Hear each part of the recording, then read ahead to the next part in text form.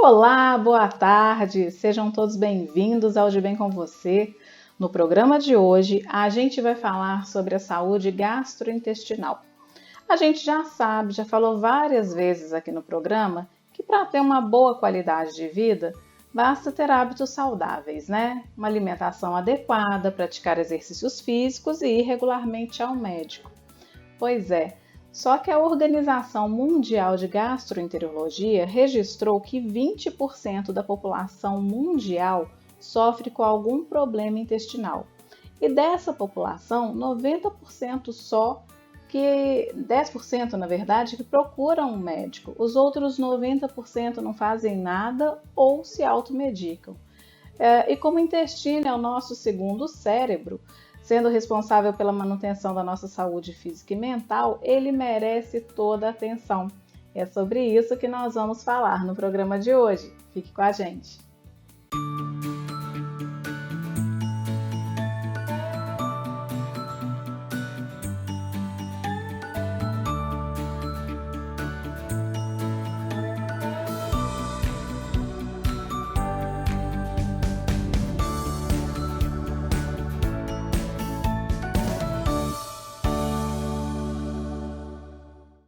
Muitas doenças atacam o sistema digestivo e são consequências de maus hábitos que nós adquirimos ao longo da nossa vida, como, por exemplo, a má alimentação, o sedentarismo, tabagismo, o abuso do álcool e também o estresse. E quem vai conversar com a gente sobre esse assunto, né, para ajudar a desvendar os mistérios aí do sistema digestivo e intestinal, é o Dr. Bruno Sander.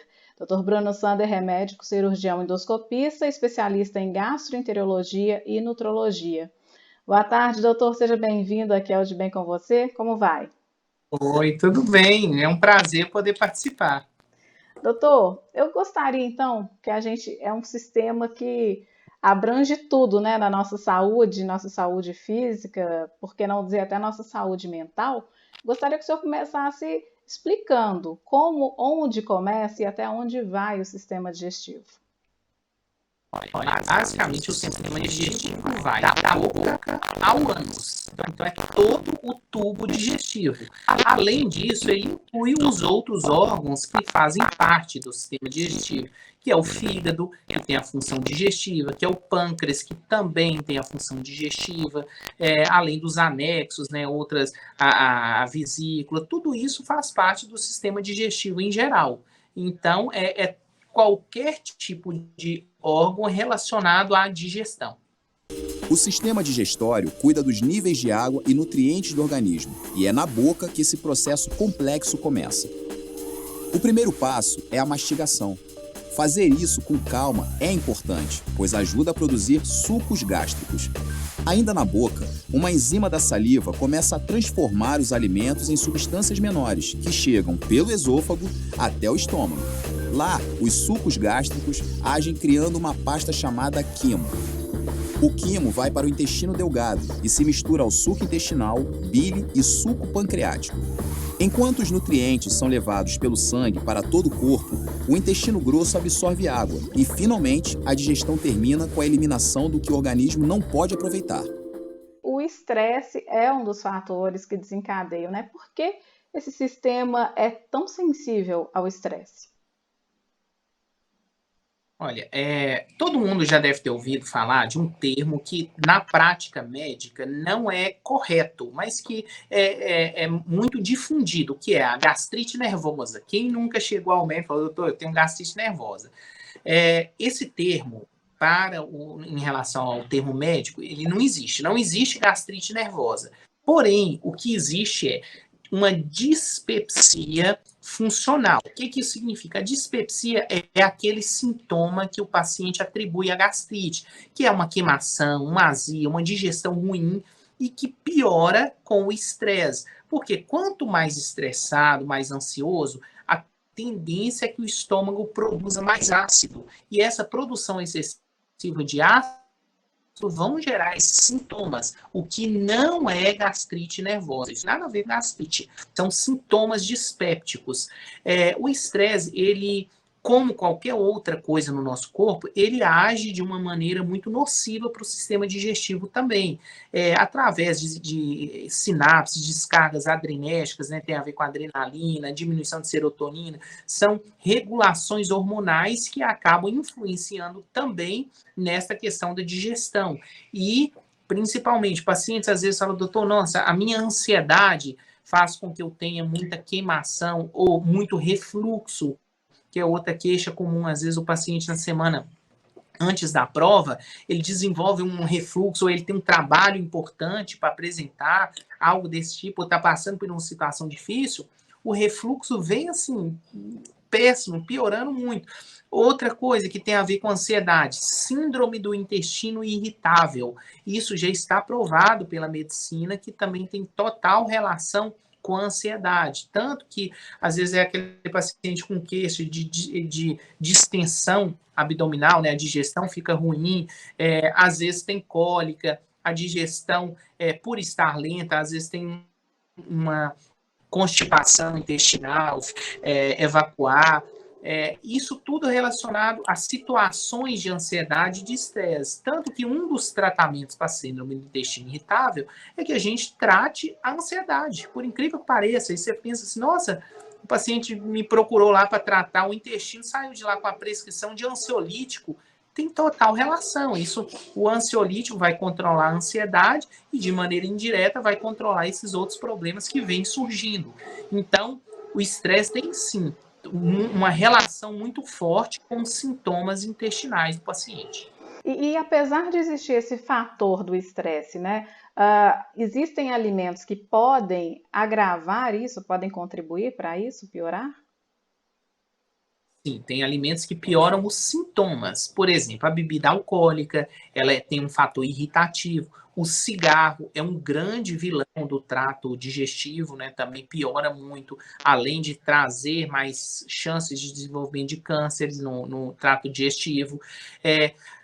Aí nós entramos numa questão difícil. Alimentos ácidos. Ah, mas pode, não pode? Tomar água com limão de manhã e tudo? Tem pacientes que, ao ingerir esses alimentos, realmente eles desenvolvem alguns sintomas mais intensos. Então, para estes pacientes, evita-se o consumo. Aqueles que ingerem os alimentos ácidos e que os sintomas não pioram, não existe uma contraindicação formal para dizer para o paciente, não, você está proibido de tomar a sua água com limão que você gosta, ou de chupar uma laranja. Não tem. Desde que aquilo não tenha te trazido na piora dos seus sintomas. Sempre importante acompanhar com o médico gastroenterologista, né? Esse fato, principalmente se esses sintomas estão persistindo por mais de 1, 2 meses, procura o gastroenterologista para te orientar sobre isso. Você falou aí da síndrome do intestino irritável, dessa ligação dela com a ansiedade, até do tratamento com o uso de ansiolítico. Mas como que fica a qualidade de vida do paciente no dia a dia? Porque a síndrome do intestino irritável costuma trazer junto com ela gases, inchaço, né? Uma série de outros sintomas, outros sinais. Então, como que faz para ter essa melhora na qualidade de vida desse paciente? Por isso que é tão importante a gente tratar o gatilho, né? O que levou o paciente a desenvolver esses sintomas. Porque o que a gente vê é que, às vezes, o profissional de saúde, ele vai se focar nos sintomas. Aí, por exemplo, o paciente está com muito gás, ele vai lá e passa um antigás. Ou ele está com cólica, dá um medicamento antiespasmódico, e assim vai. Só que ele melhora os sintomas, só que o gatilho continua lá, que foi a ansiedade. Então, o paciente vai ter crises recorrentes, ele vai ter melhora dos sintomas, pouco tempo depois ele tem sintomas de novo, e assim vai ficando esse quadro alternado. Por isso, nesses casos, a síndrome do intestino irritável, o uso de ansiolítico associado vai melhorar muito a qualidade de vida, porque o ansiolítico não vai melhorar os sintomas de maneira direta, porém, ele vai ajudar com que essas crises não voltem a acontecer. Uhum. E uma das características da síndrome do intestino irritável, como a gente falou, é o inchaço abdominal, que também pode ser sinal de vários outros problemas, né? Aí eu gostaria que você falasse a respeito desse inchaço, né? Quando ele deve ser um sinal de alerta que pode ser algo mais grave. Sim, existem várias patologias que podem causar isso. Uma delas, que é muito comum, chama disbiose intestinal, que está associada a outras doenças. O que é isso? A flora intestinal, ela está totalmente desregulada. As bactérias que causam problema aumentaram e as bactérias benéficas, né, que são aquelas que deveriam estar lá, diminuíram a quantidade. Então, nesse caso, geralmente o uso de probióticos, pré-bióticos ajudam bastante a controlar isso. Existe outra patologia que se chama supercrescimento bacteriano no intestino delgado, que também tem a ver com essa desregulação da quantidade de bactérias dentro do nosso intestino. O tratamento disso, além da associação de probióticos, pré-bióticos, algumas vezes é necessário iniciar o uso de alguns antibióticos também, por um período alternado ao longo de alguns meses. Lembrando, geralmente não é um tratamento rápido, não é aquela história do paciente chegar no médico, eu estou sentindo isso. Toma esse remedinho aqui 7 dias que você vai ficar ótimo. Não, não funciona assim. Na maioria das vezes demora por até 6 a 8 meses de tempo de tratamento para que as coisas consigam se normalizar. Então, deixar isso claro também desde o início para o paciente, para que ele não crie uma expectativa que não vai ser alcançada. Às vezes ele vai ao médico, sai de lá com uma prescrição e acha que daqui uma semana ele vai estar ótimo. Não, não funciona dessa forma. É um tratamento mais demorado. Uhum. Outra coisa aí nessa nossa conversa que me veio à memória, principalmente quando o senhor falou de antibiótico e tratamento mais prolongado, é que muita gente tem aquela bactéria H. pylori identificada, né, na endoscopia, e que também é um tratamento, acho que um dos principais problemas, né, que acometem as pessoas quando elas têm problemas de estômago. E aí eu gostaria de saber também como que é esse tratamento, né, que antigamente ele era mais agressivo, creio que hoje em dia ele esteja mais tranquilo, né? Esse também não é um tratamento que toma e uma semana depois está tudo resolvido, né? Não. O tratamento do H. pylori é um tratamento com o uso de 2 antibióticos associado ao IBP, que é inibidor de bomba de prótons. Então, são 3 medicamentos que ele vai tomar 2 vezes ao dia durante 14 dias. Então, também é um tratamento bem longo. E lembrando, como é que é feito, como que é infectado pela H. pylori, né? Alimentos crus, mal cozidos. A gente se infecta com H. pylori pela boca, ingerindo essa bactéria que vai desenvolver lá no estômago.